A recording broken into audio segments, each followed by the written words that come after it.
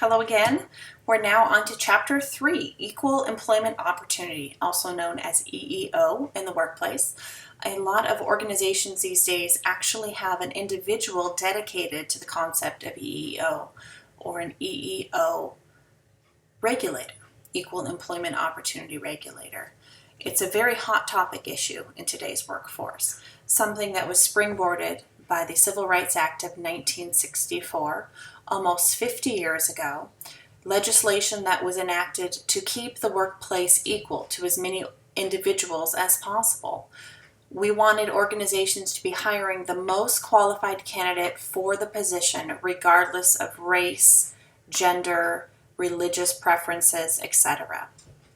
They actually, if you were to go online, go to Google and look up some job descriptions, some job postings from the 1950s, you would find some very discouraging information where employers are actually looking for specifics: young, female, cute, less than 23 years old. I've actually posted some online for you on Moodle just for a good laugh, but none of that would work in today's environment. If you are to look at any job posting, you'll find that a lot of employers actually put at the bottom of the job posting, we are an EEO employer, and that means that we are an equal opportunity employer, knowing that we're looking for the most qualified candidate, regardless of any of these aspects hit on in title or in the Civil Rights Act of 1964. There are, of course, some exceptions to every rule, and those are noted in the textbook. If you work for an organization that's private, religious private organization, you can actually have some preferences towards a certain candidate because they share your religion. That is actually acceptable. So there are some different types of caveats to every rule, of course, but knowing that the Civil Rights Act of 1964 is the springboard that put us forward in today's working environment. Are you familiar with the concept of a glass ceiling? Knowing that we might have an individual that has reached beyond their max potential. They are ready for more challenges in the workforce, ready for a higher rate of pay, but for whatever reason they can't move any farther. That's why they call it the glass ceiling. There are some jobs that are actually predominantly more male or female. Some different industries you might be familiar with. Firefighters, policemen, there tend to be more men than there are female.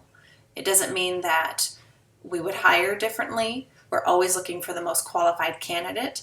There are just some industries that are more gender specific by nature. Nursing, there tend to be more female nurses than there are men. It doesn't mean that anyone is more or less qualified, but when we're sitting behind the table and we are doing the interviewing, we want to make sure that we keep all of these different aspects out of our interviews. We're not looking at the fact that the candidate is male or female, the fact that they are wearing a cross around their neck, the fact that they might be older or younger. There are advantages to every different individual. This goes back to Chapter 1, diversity in the workplace. Again, it brings challenges, but it also can open up a world that we might not have if we were only hiring men or people with a certain religion, or people fresh out of college. We wouldn't have experience of people that have 30 years in the workforce. So, things to keep in mind.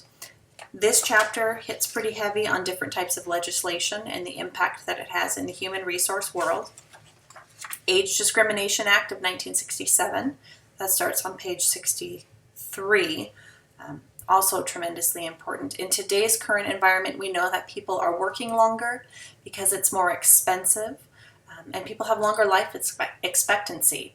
We don't want individuals that have been in the workplace for 30, 40 years to not receive promotions, to be phased out, to be offered retirements in lieu of a younger individual.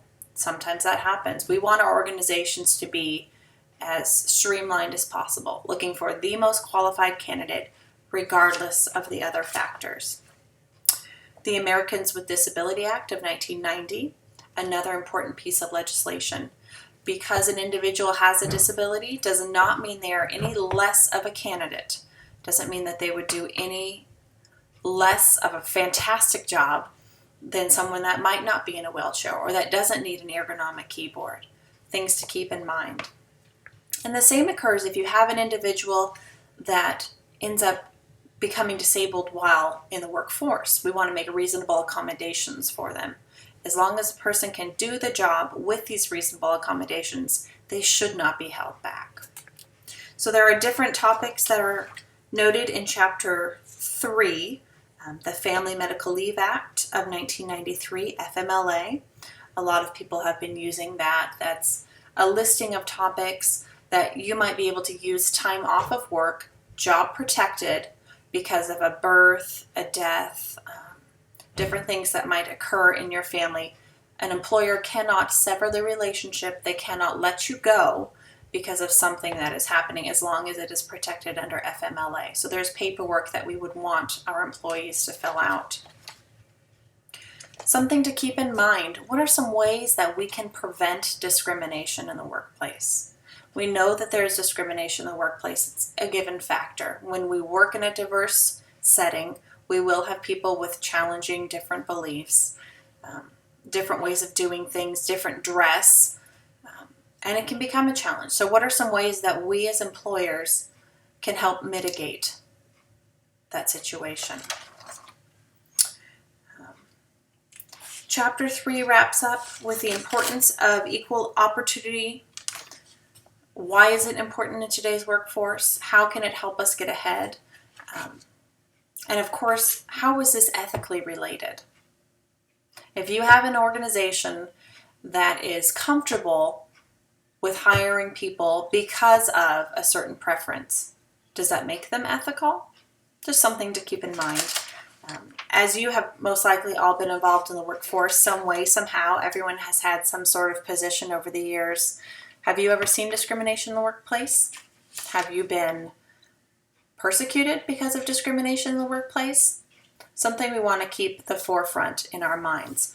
Always knowing that different things will happen, we have different individuals, and Human Resources Department is responsible for eliminating these factors, for training our managers, for making sure that all of our employees are treated equally in the workplace. Make sure to do your weekly burning questions. Let me know if you have any questions. Email me, call me. I'm always here.